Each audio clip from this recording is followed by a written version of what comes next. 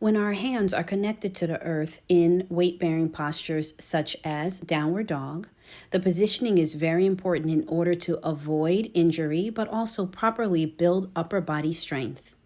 Practice safely. Here are my hands in downward facing dog. I like to think about duck feet.